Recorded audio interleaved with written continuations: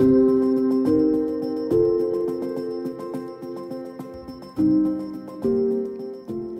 24 février 2022, l'écrivain Emmanuel Carrère, élevé dans l'amour et le respect de la culture russe, se trouve sur son chemin à Moscou. En été 2023, il arrive à Kiev, la capitale ukrainienne, où il découvre le monde culturel et littéraire ukrainien. À l'automne 2023, il effectue un voyage à Kherson et à Kharkiv, deux villes exposées aux bombardements russes.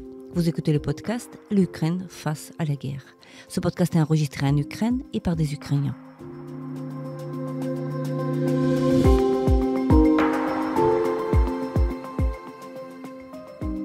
Dans ce podcast, nous racontons comment l'Ukraine continue à vivre et à résister face à l'agression russe. Nous proposons des analyses, mais aussi des témoignages. Nous essayons de vous faire comprendre l'Ukraine, son histoire, sa société et sa culture.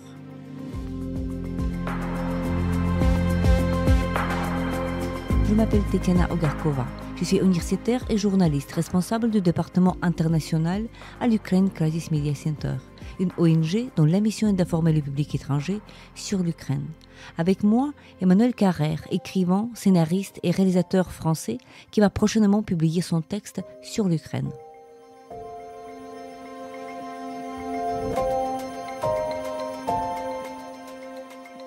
Bonjour Emmanuel, tout d'abord merci beaucoup d'avoir accepté notre invitation pour le podcast L'Ukraine face à la guerre. Toi tu es un grand écrivain en France, on te connaît pour tes livres, pour tes romans et donc voilà, mais on te connaît aussi comme un écrivain qui s'est rendu déjà 2 fois en Ukraine pour faire ces voyages déjà au pluriel, de découverte de ce pays qui se trouve en guerre. Et donc ma première question à toi serait très simple. Quel souvenir gardes-tu du 24 février 2022? Alors, mon souvenir du 24 février 22 est très particulier, parce que le hasard a fait que je suis arrivé à Moscou, non, à ce moment-là, parce que, voilà, on m'avait proposé de tenir un tout petit rôle, je veux dire un rôle de quelques répliques, comme une sorte de clin d'œil, dans le film adapté, de mon livre, Limonov. Et je sens qu'il y a de là toute une espèce de bloc de choses un peu douteuses, problématiques, mais on reviendra peut-être dessus. En tout cas, le jour qui était fixé pour ma petite demi-journée de tournage, c'était le 25 février et je suis parti le 24. En fait, c'est dans le taxi, me conduisant à l'aéroport de Paris que, en écoutant la radio, donc je suis parti très tôt, que j'ai compris qu'il se passait quelque chose, quoi. Et donc j'ai hésité à ne pas partir, j'ai envisagé de ne pas partir et puis finalement je suis parti. J'ai fait mes quelques répliques avant d'ailleurs que le tournage s'arrête, mais je suis resté une dizaine de jours, heu, où j'ai rencontré des amis aussi bien, expatriés vivant, à Moscou que des amis russes que j'ai vus dans le plus grand désarroi et que j'ai vus pour beaucoup quitter leur pays dans les quelques jours de ma présence là-bas. Donc c'était un étrange regard, quoi, là-dessus. Oui, tout à fait. Donc se retrouver à Moscou le lendemain en fait de la grande invasion, c'est une chose qui n'est pas du tout. Ouais, c'était très, très, très étrange. Oui, je peux imaginer. Est-ce que voilà donc, avant cette grande invasion, on sait qu'elle précédait de plusieurs mois de tension, c'est-à-dire que c'était un peu dans l'air, en tout cas, vers l'automne, donc plusieurs médias, y compris des médias étrangers, y compris des médias français, francophones, parlaient de cette éventuelle invasion, même si, globalement, les gens n'y croyaient pas vraiment, puisque Poutine avait déjà organisé ce rassemblement de troupes à la frontière ukrainienne en été 2021 et donc après ça se soldait par rien du tout et donc mais quand même il y avait cette tension-là. Est-ce que toi tu as intéressé à cette tension qui était dans l'air durant les mois qui ont précédé la grande invasion? Alors, cette tension était là, mais je faisais partie des gens très nombreux, je crois, y compris des gens mieux informés que je ne le suis, hein, qui, enfin, qui honnêtement s'y attendaient pas, qui ont éprouvé une espèce de sidération, le 24 février. Je pense que ça, le fait que ça soit pas qu'on attaque, Kiev, qu'on attaque clairement, ça soit l'ensemble de l'Ukraine qui soit visé, ça on s'y attendait pas. Ou alors, enfin, je ne connais personne autour de moi qui s'y attendait. Peut-être qu'on était tous des ignorants, hein, mais au fond, les renseignements américains disaient que ça allait se passer. Mais enfin, nous, en France, non, on voyait bien venir quelque chose, mais pas ça, pas quelque chose d'aussi énorme. Oui, évidemment. Est-ce que tu peux décrire cette ambiance? Tu avais passé quelques jours, comme tu as dit, à Moscou, hein, après la grande invasion. Quelle était l'ambiance dans la ville, parmi les amis, parmi les connaissances, parmi les gens que tu connaissais dans la capitale russe? De quoi les gens parlaient? Qu'est-ce qu'ils ressentaient? Quelles étaient les réactions?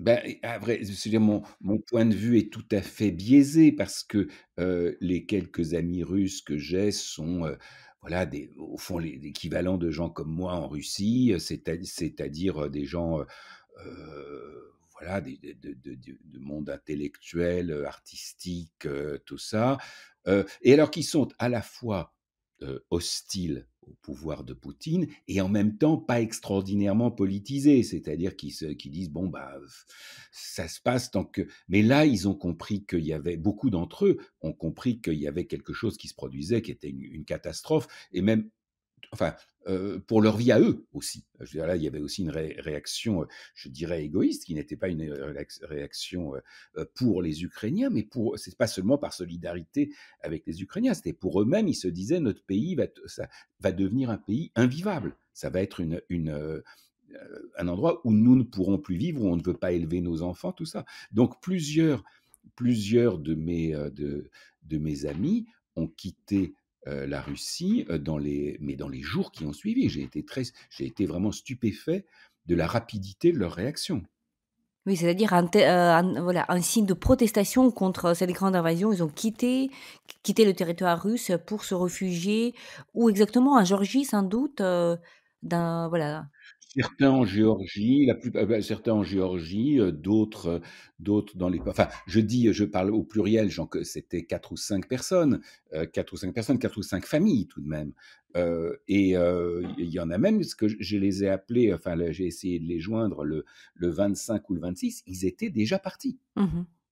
J'ai été enfin, ça m'a frappé quand même, même si ça ne concerne qu'une très petite frange de la population, hein, qui est une frange de la population, urbaine, Moscou, Pétersbourg, gens très, enfin, cultivés, tout ça. Ils ont, senti qu'il y avait quelque chose, je sais pas, d'irrémédiable, d'irréversible, qui faisait qu'il fallait quitter ce pays avant qu'il se referme vraiment comme une trappe quoi, sur eux.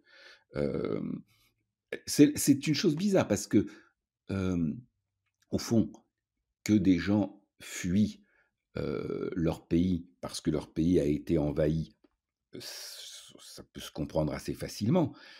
Qu'ils fuient leur pays parce que leur pays en a envahi un autre, ça veut dire, heu, prendre en tout cas la mesure de l'énormité de l'événement et de ses conséquences possibles. Oui, oui, tout à fait, tout à fait. Nous, on se rencontrait avec toi pour la première fois, c'était, en été 2023, n'est-ce pas? Donc tu t'es rendu en Ukraine pour la première fois, en faisant une multiples connaissances, notamment dans le milieu des écrivains, n'est-ce pas? Donc tu étais en train de parler, d'interviewer plusieurs écrivains ukrainiens. Est-ce que tu peux raconter dans quel moment et pourquoi est-ce que tu as pris déjà cette décision que de déplacer physiquement, rien qu'à la capitale ukrainienne, en été 2023, pour dans quelles conditions voilà, le projet de ce voyage a été, conçu? Bah, j'ai fait un premier séjour effectivement au mois de juin, avec je sais pas, le désir d'aller un peu me rendre compte, voir ce que je pouvais faire, si quelque chose pouvait être fait. C'est totalement dérisoire, si vous voulez. L'Ukraine a besoin d'un écrivain français, qui vient, maladroitement bon, mais je me disais: «Bon, venons toujours» et puis c'est une façon un peu naturelle de de s'approcher de la réalité d'un pays, c'est de rencontrer les gens qui font les mêmes choses que vous. Et donc moi, j'ai rencontré des camarades écrivains, on a parlé. J'ai, heu j'ai, moi, il y avait une question qui m'intriguait, mais c'est des petits bouts de la lorgnette, hein, je veux dire, il y a des c'est pas des grandes, discussions géopolitiques, mais je me demandais ce qui restait possible encore comme dialogue entre, bon, mes confrères ukrainiens et des confrères russes parmi ceux qui sont, qu'on peut appeler, ça nous renvoie à des conversations que nous avons eues ensemble, hein, on va en parler, mais de ce qu'on peut appeler les bons Russes, c'est-à-dire les gens qui sont, voilà, hostiles au régime de Poutine, hostiles à cette guerre, qui sont partis, et, j'essayais de voir ce qui restait comme ce qu'il y avait encore comme dialogue possible, quoi, et s'il y en avait un. Donc c'était un peu un de mes sujets d'interrogation. Puis c'est aussi une façon de, voilà, d'entrer en contact, de poser des questions comme ça. Ensuite, heureusement, on arrive à d'autres choses, à des choses plus, qui sont pas seulement les questions précises qu'on a posées, voilà. Et puis, ce qui s'est passé, c'est que, nous nous sommes rencontrés, moi-même avec vous, Tetiana, et avec, Volodymyr Yermolenko, et nous avons sympathisé, et c'est là que vous m'avez dit que vous faisiez régulièrement, des voyages vers les zones, ex-occupées du pays, les zones de l'Est du pays, et vous m'avez proposé de vous accompagner.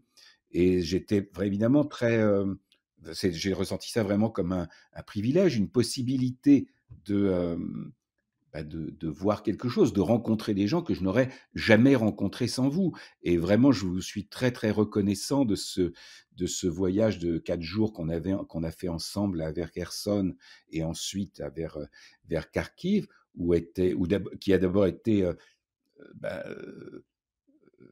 il y a aussi une chose, c'est que c'est pas pareil de passer, 4, 5, 6 jours avec des gens que de les interviewer, pendant 2 heures. Il y a une espèce de lien d'amitié, de proximité humaine qui se fait, et je dois dire qu'avec vous, ça a été, c'est quelque chose qui m'a beaucoup, marqué, pour lequel j'ai une grande, gratitude.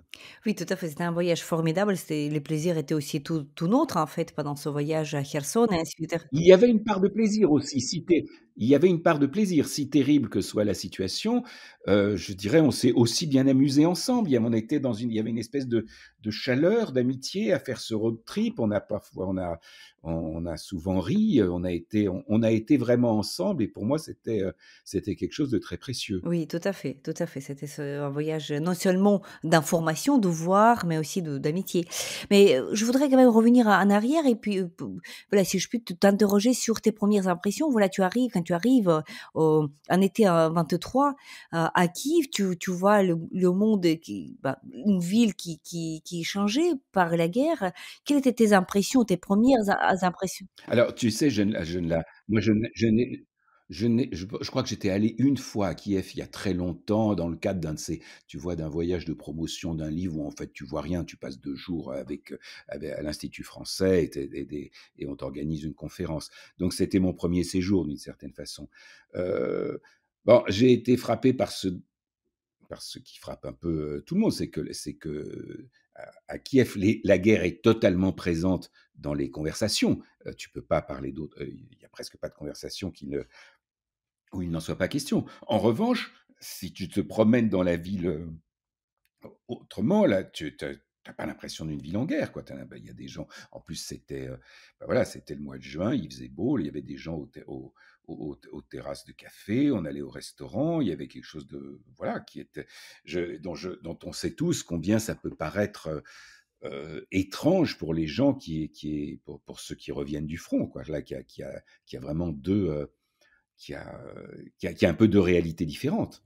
Oui, oui, donc il y avait cette surface de la ville, relativement en paix, même si c'était voilà, c'était qu'une surface et donc voilà, c'est une découverte, voilà, de voir des, bah, des gens qui sont sous attaque, un pays qui est sous attaque, mais à la fois un pays qui était tout neuf pour toi, c'est en quelque sorte une découverte et donc voilà, en tout cas, on peut faire une conclusion que ce 1er voyage t'a motivé d'y retourner, rien que voilà, que pour voir plus que ça et nous, bien sûr que nous serons très heureux de te voir encore une fois ou voilà, Ah, moi, je ouais, serais très heureux de repartir avec vous, hein, en plus, on a l'impression évidemment, c'est que, qu'à chaque voyage approfondit un petit peu ce qu'on a le précédent. Si vous voulez, mon premier voyage était heu, très superficiel, même si c'était très intéressant. Là, avec vous, j'ai eu l'impression d'être dans quelque chose, enfin, d'une réalité plus dure, mais qui est tout simplement aussi le déplacement géographique, quoi. Si on va 500 kilomètres à l'est, c'est pas du tout c'est plus le même pays. oui, oui, tout à fait. Je voudrais aussi te demander sur ton rapport, donc on te sait que comme quelqu'un qui appartient à cette famille qui avait ce respect, voire cet amour pour, la culture, russe, donc c'est une chose, de famille qu'on questionne pas, bien sûr. Voilà, est-ce que, voilà, vu d'ici, voilà, donc presque 2 ans après la grande invasion, après 2 voyages en Ukraine, est-ce que tu commences à avoir des questions par rapport, voilà, à la culture russe t'était assez proche, voilà, dans tes années de d'information, de Alors oui, ça là, il y a un truc qui est assez, je dirais qui est un peu qui est assez intime, assez personnel. C'est que c'est vrai que la culture russe m'est très proche. Ma mère est d'origine russe, ma mère qui s'appelait Hélène Carrère-Dancos, qui est morte cet été, et c'était vraiment une grande spécialiste dans l'ordre de la Russie de l'Union soviétique et de la Russie de nouveau. Elle était une espèce d'autorité nationale sur ce sujet. Elle s'était d'ailleurs fait connaître dans ce domaine en en écrivant un livre qui au fond, parlait des nationalités, non russes, en Union soviétique et en disant que le l'Union soviétique pouvait être vraiment minée par ça et que c'était quelque chose qu'on ne mesurait pas du tout, enfin que cet empire était fragile.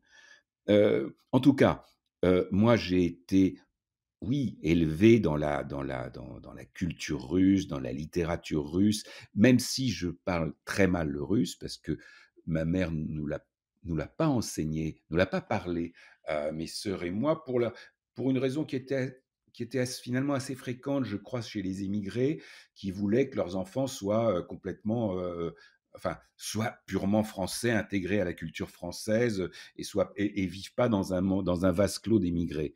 Donc voilà, je parle très, très mal le russe, mais c'est vrai que la culture russe a beaucoup de place dans ma vie. Hem et puis, et il est vrai que mon regard sur la culture russe est, est altéré, c'est vrai, par le visage que montre la Russie aujourd'hui. Alors on pourrait dire que c'est 2 choses totalement distinctes, si vous voulez, qu'il y a d'un côté, heu tout de suite un pouvoir impérialiste qui mène une guerre impérialiste sans pitié, d'une brutalité totale et où en plus, comment dire, les choix de positionnement, de positionnement moral sont extrêmement simples. Souvent, on est dans une situation où il y a une zone grise, où on peut dire ah oui, il y a des torts des deux côtés, c'est plus compliqué que ça. Bon, là, c'est pas le cas. C'est vraiment une espèce de cas d'école dans lequel il y a un agresseur, un agressé, et voilà, si on a le minimum de sens moral et politique, on est du côté de l'agressé contre l'agresseur. Mais euh, disons cette situation politique, stratégique, géopolitique, tout ça, ça pourrait être absolument disjoint de la culture. On pourrait dire que voilà, qu'il s'agit de choses totalement différentes et que la la brutalité de l'impérialisme russe aujourd'hui ne discrédite en rien la grande culture russe, enfin, ne l'entame en rien. Et c'est là que, aussi bien en Ukraine que quelques mois auparavant en Géorgie, parce que faut peut-être revenir là-dessus, euh, j'ai senti que c'était pas du tout disjoint et que pour résumer, au fond, le slogan Pouchkine n'est pas Poutine, qui me paraît a priori être l'expression du bon sens, eh ben, pas vraiment, qu'il y a quelque chose, qu'il y a vraiment une tradition impérialiste russe qui s'exprime de façon très forte aussi dans ce qui paraît le plus admirable de la grande culture russe. Donc il y a un vrai trouble que j'ai éprouvé là. Pardon, hein, c'est une réponse très très très longue et un petit peu Oui, oui, oui, embrouillée. c'est rien de long ni d'embrouillé dans ta réponse. C'est justement donc cette interrogation qui revient et qui est souvent discutée ici en Ukraine, puisque c'est vrai que l'Ukraine aussi a fait tout un chemin pour prendre compte de voilà de ce qui était la culture russe, puisque jusqu'à donc après donc cette invasion-là, bien sûr, elle n'est pas la première. Donc il y avait en 2014 l'annexion de la Crimée, les premiers combats au Donbass. Donc ça faisait interroger des gens sur bah, les idoles en quelque sorte. Nous, notre génération, on a un peu plus de 40 ans, donc nous étions hein, russophones parce que nous sommes nés encore en Union soviétique. Il y a énormément de gens qui parlent russe, qui ont lu Dostoïevski, Tolstoï, Tchekhov et autres auteurs russes dans le programme scolaire et parfois hors le programme scolaire parce que justement ils éprouvaient cette admiration pour la culture russe, donc nous faisons partie de cette génération-là en quelque sorte, dans le sens que voilà, la langue russe n'était pas du tout pour nous une langue étrangère, c'était aussi notre langue maternelle.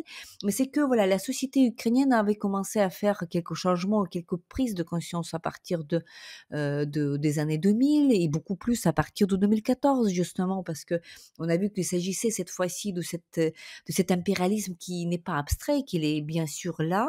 Donc il arrive avec des chars et donc qu'il arrive avec les petits verts, d'abord pas déclarés, ensuite déclarés, et que il y a toujours cette violence qui est derrière, c'est-à-dire que malheureusement, nous avons après février 2022, nous avons vu des choses très atroces, comme par exemple, dans la ville complètement détruite de Mariupol, voilà, dans ce théâtre, hein, un théâtre qui est complètement détruit par des bombes, où il y avait plusieurs centaines de personnes qui ont perdu leur vie. Ensuite, ils ont fait, voilà, les panneaux d'affichage avec des grands auteurs russes.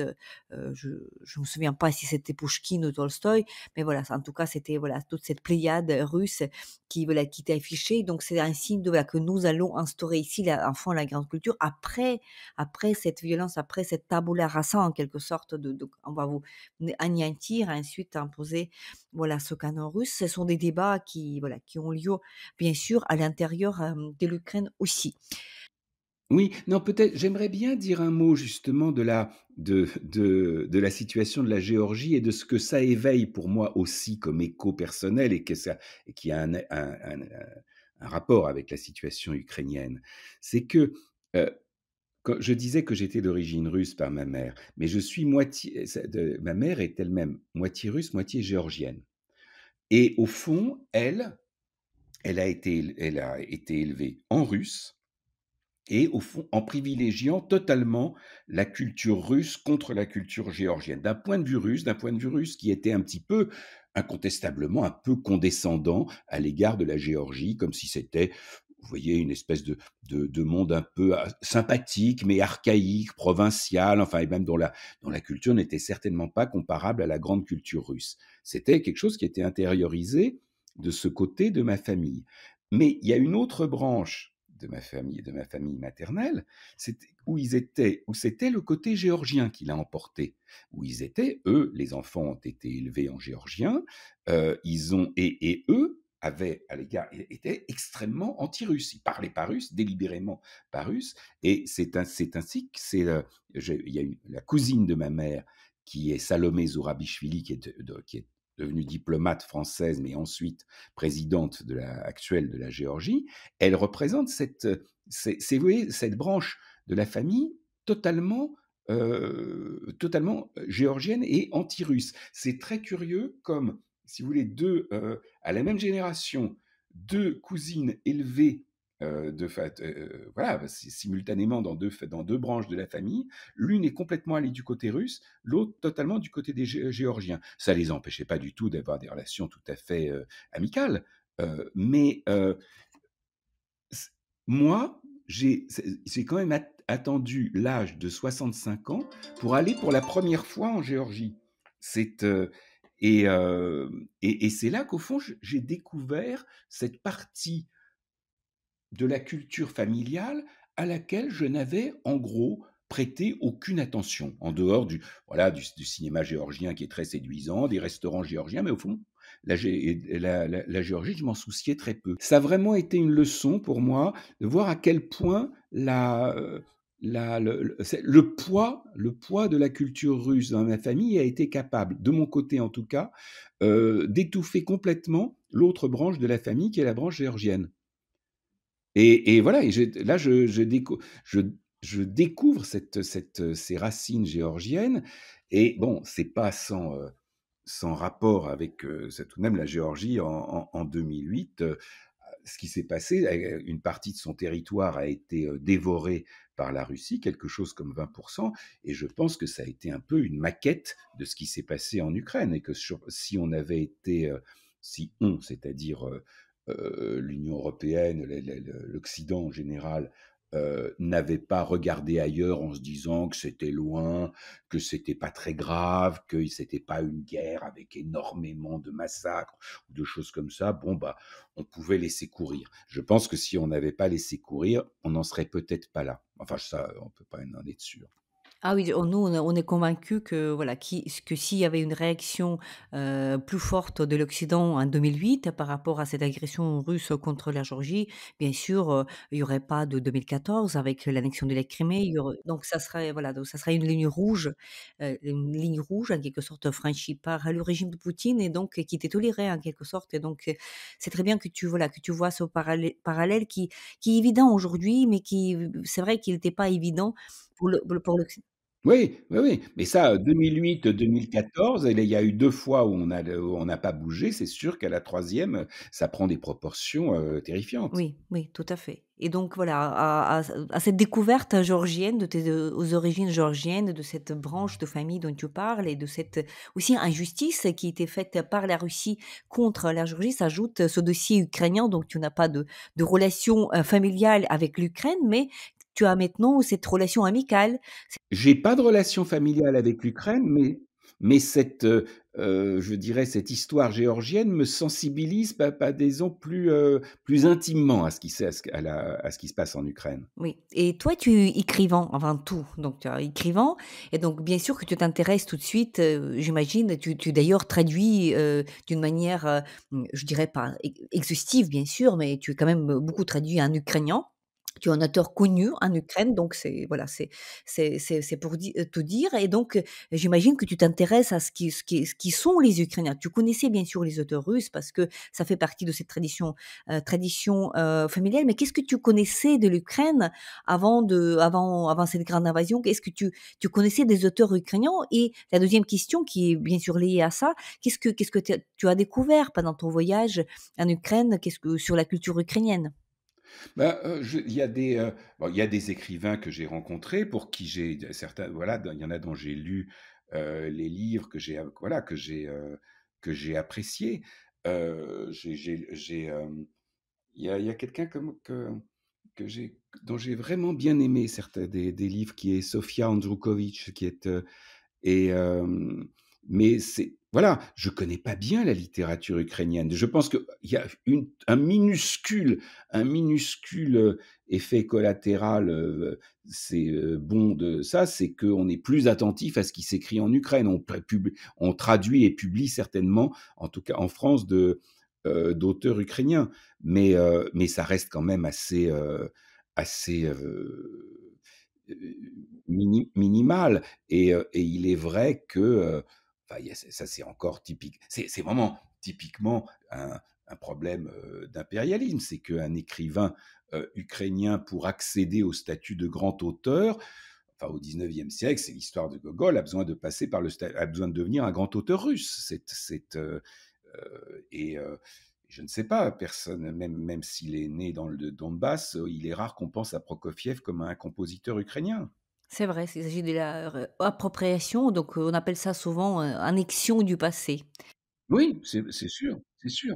Enfin, c'est pas seulement une annexion du passé, c'était une annexion sur le moment même. C'est-à-dire, c'est pas un regard rétrospectif. Dans le cas, par exemple, de Gogol, il est clair que pour lui devenir, enfin accéder au statut littéraire auquel il aspirait, c'est passer par le fait de devenir, de devenir un écrivain pétersbourgeois, quoi. Et Voilà, c'était une question de prestige, c'était la question de la capitale, culturelle, mais c'était aussi l'histoire où la violence était là, parce que c'était l'histoire aussi de l'étouffement de la culture ukrainienne, de l'interdictions qui ont tombé à plusieurs reprises, n'est-ce pas? De l'interdiction de la langue ukrainienne.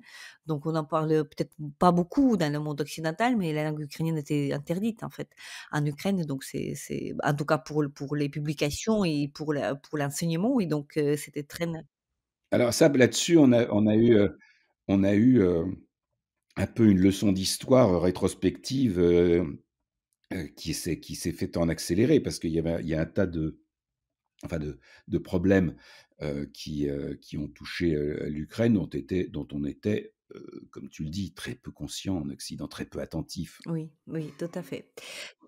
Je m'accepte pas du tout de ça, hein. Oui, et nous étions avec toi ensemble, dans la ville de Kharkiv. Kharkiv qui est une ancienne capitale de l'Ukraine, en tout cas de l'Ukraine soviétique, et donc une ville, à nord-est du pays, c'est-à-dire plus près de Moscou, et à la fois, c'était le lieu de la renaissance, littéraire, ukrainienne dans les années 1920-1930. C'est une renaissance dont le sort était très tragique, puisqu'il y avait énormément d'écrivains qui ont été physiquement détruits. Qui ont été fusillés, qui ont été liquidés, oui, oui, oui. Bah, ça vous c'est, bah, c'est pareil, moi, c'était une histoire que je connaissais très mal et que j'ai connue davantage, grâce à vous. Grâce à vous, je suis reparti un petit peu moins ignorant que je n'étais et c'est vrai que cette histoire de cette génération, cette renaissance liquidée, fusillée, c'est une histoire tragique, oui, tragique. Oui. Quelles étaient tes impressions de la ville de Kharkiv? Bah, c'était des impressions très parcellaires puisque au fond, on est allé, d'un lieu à un autre, faire notamment une lecture avec d'autres écrivains et journalistes français que vous avez que vous avez amenés là, qui étaient, on a lu de la poésie, on a alors, c'est peut-être dérisoire de lire de la poésie française comme ça, de lire l'un Éluard, l'autre Michaud, tout ça. Mais, mais au fond, quand je voyais la façon dont ils réagissaient, les personnes qui relativement nombreuses qui étaient venues, ben, on se disait que c'était utile. Vous savez, on a on a forcément, une tendance à se dire, c'est même pas que c'est dérisoire de venir comme ça, c'est que c'est presque un peu obscène. On est des espèces de touristes de la tragédie qui vont ensuite, retourner tranquillement dans leurs appartements bien chauffés, vivre heu et c'est vrai, c'est vrai. Il n'empêche que j'ai constamment perçu, lors de ces 2 voyages que j'ai faits en Ukraine, enfin, ou en tout cas, a toujours été exprimée une espèce de reconnaissance en disant: «Venez, c'est toujours utile que vous veniez, c'est toujours utile que vous parliez de l'Ukraine, que vous soyez là à nous soutenir, même si c'est pas grand-chose, même si c'est tout petit comme effort, comme engagement, même si ça vous coûte pas grand-chose, ça vaut le coup. Ça vaut le coup» et ça, je m'en suis convaincu et cette espèce, vous voyez, de scrupule moral, de se dire que ça nous cause je l'ai abandonné. Je me dis que ça vaut le coup de venir en Ukraine aussi souvent que possible. Oui, ça vaut le coup parce que c'est un geste de solidarité. Il y a rien de dérisoire dans le fait de lire, André Michaud en français, voilà. Que tout ce qui manifeste de la solidarité actuellement est bienvenu. Oui, donc c'est important, même si voilà, donc on voilà, ce sont des gestes culturels, littéraires, mais c'est ça qu'il faut parce que voilà, ça démontre des liens, culturels, des liens amicaux, des liens humains. C'est ça qui manque, voilà, donc ça remonte le moral aux civils, mais aussi aux tout ce que vous faites pour permettre ça est vraiment très précieux, hein. Parce que c'est tout de suite autre chose de se retrouver dans des situations enfin voilà, dans lesquelles on a été ensemble, que de simplement, enfin voilà, être à Kiev à faire une espèce de petite conférence, de choses encore une fois, je dédaigne pas, mais, c'est grâce à vous, j'avais une impression qu'on faisait quelque chose d'un peu plus, bah oui, d'un peu plus utile et pour nous et pour nous qui venions, parce que et pour les gens et pour les parce qu'il y a une dimension aussi de ce qu'on, de ce que vous faites et dans quoi nous vous avons accompagné, c'est que, vous apportez des choses. Vous apportez, des caisses des cartons de livres, de médicaments, de ceci, de cela. Mais vous repartez avec des témoignages que vous filmez, que l'un de vos collaborateurs filme et ça, c'est des témoignages sur ce qui s'est passé pendant l'occupation, sur les crimes de guerre russes. C'est, donc on se trouve avec vous, à écouter cela, à être vraiment à vos côtés, en réalisant ces entretiens et ça, je veux dire, on apprend beaucoup de choses. Oui, oui, tout à fait. Donc, c'est voilà, tu parles de plutôt de voyage de Kherson, une ville très exposée, bombardée en permanence, une ville et régions qui ont vécu sous occupation pendant 8 longs mois. Donc, il y a bien sûr des histoires dramatiques que nous avons entendues ensemble, des femmes de ce village de Blahodatne qui nous racontaient les meurtres, qui nous racontaient des privations, qui nous racontaient cette misère que ça représente déjà l'occupation en 2022. C'est quand même dingue que d'imaginer qu'une guerre de telle ampleur, de telle cruauté puisse avoir lieu au XXIe siècle. Oui, qui racontait aussi des violences, des viols, des trucs des quoi vraiment et ça, je me souviens, on était dans cette école, où une dizaine de femmes, la directrice de l'école, je pense 2 institutrices et des mères d'élèves, c'était on on racontait comme une espèce de chœur, de façon chorale, l'occupation du village, c'était poignant. Il y avait des moments où elles éclataient en sanglots et je dois dire qu'on n'en menait pas large, hein. Oui, oui, tout à fait. Et à la ville de Kherson, il y a aussi cette histoire de Potiomkin qui t'intéressait. Je me rappelle, en roulant, tu avais mentionné Potiomkin comme que tu voulais visiter sa tombe parce que tu étais convaincu que bah, les Russes, en partant avant que Kherson, la ville de Kherson était déoccupée, ils ont pris les restes de Potiomkin dans son monument. Pourquoi cet intérêt pour Potiomkin qui est peut-être mal connu et peut-être voilà, inintéressant? Ça vous a intrigué, je me souviens que je m'intéresse à Potemkin. Non, il y avait un truc qui m'avait frappé, parce que j'ai écrit un reportage pour une revue qui est une nouvelle revue en France qui s'appelle, Cometa, qui est un trimestriel et qui est dédié, bah, à tout ce qui se passe en ce moment à l'Est, c'est-à-dire, à l'Est de l'Europe. C'est-à-dire qu'il y a quand même de quoi raconter. Il y a eu un premier numéro dans lequel j'ai pour ma part fait un long reportage sur la Géorgie, et j'en ai écrit un pas encore paru sur ce voyage en Ukraine que j'ai fait, grâce à vous et avec vous.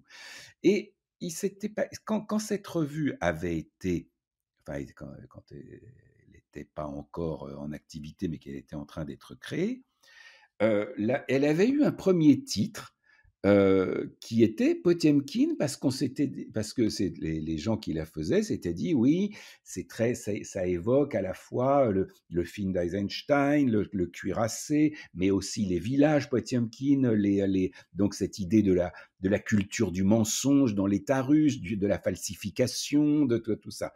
Donc on se disait que oui, il y avait ça évoquait plusieurs choses, c'était polysémique comme on dit et que ça pouvait être un titre qui était, sauf que lorsque ça a été lorsqu'il quand on en a parlé à des écrivains ou journalistes ukrainiens qui allaient travailler avec la revue, ils ont tous dit: «Mais vous êtes complètement fou. Vous n'allez pas appeler une revue Potiomkin, qu'actuellement, c'est comme si vous étiez et vous feriez une revue féministe qui s'appelle Weinstein au prétexte que ça ouais, que ça sonne bien, que c'est non, c'est de la folie, c'est totalement, on va jamais nous travailler pour une revue qui s'appelle comme ça». Évidemment, on a tout à coup compris. que ça nous a paru évident. Mais ce que je veux dire, c'est que j'avais l'impression que autour de ce nom, on pouvait raconter quelque chose de l'évolution de notre regard sur les valeurs russes, quoi, en tout cas, moi, c'était comme ça que je l'avais perçu et donc ça m'intriguait, puisque j'étais à Kherson qui avait été au fond, le poste avancé de l'espèce de proconsul qui était Potiomkin.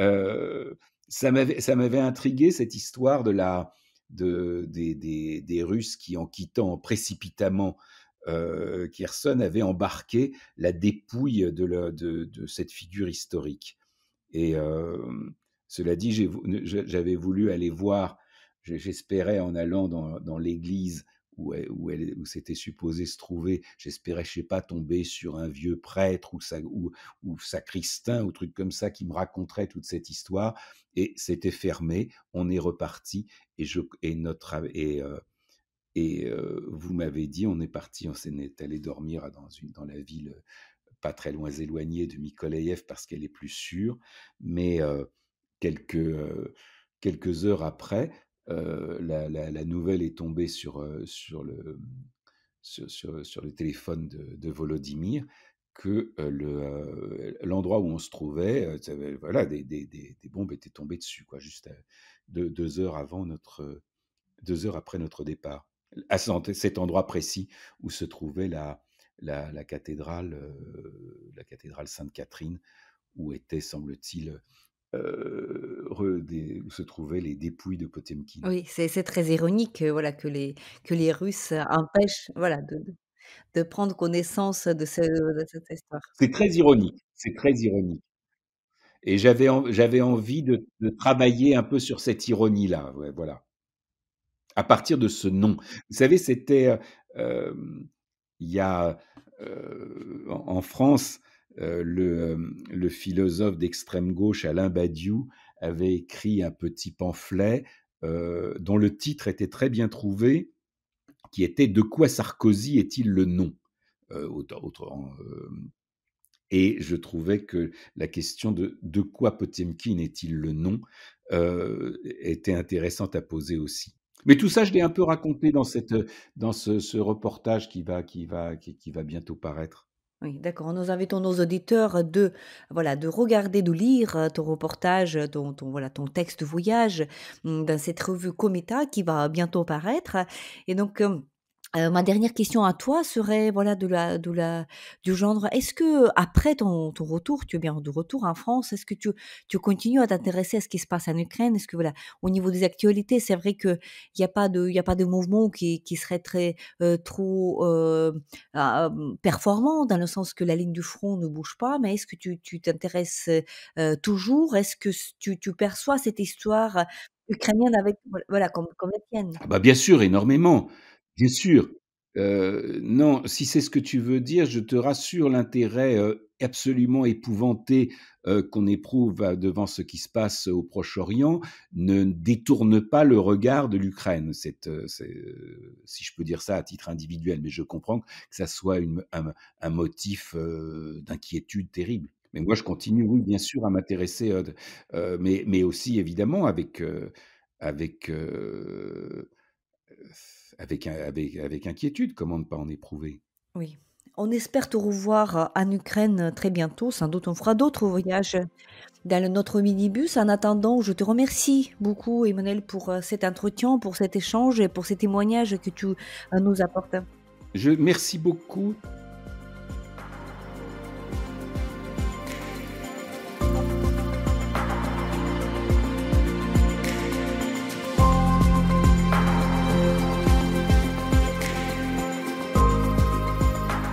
C'était le podcast L'Ukraine face à la guerre. N'hésitez pas de partager cette émission. Nous n'allons pas tarder à enregistrer et diffuser d'autres épisodes. Je m'appelle Tetiana Ogarkova, j'étais accompagnée par Emmanuel Carrère, l'écrivain, scénariste et réalisateur qui publiera prochainement son premier texte sur l'Ukraine. Restez avec nous et soutenez l'Ukraine.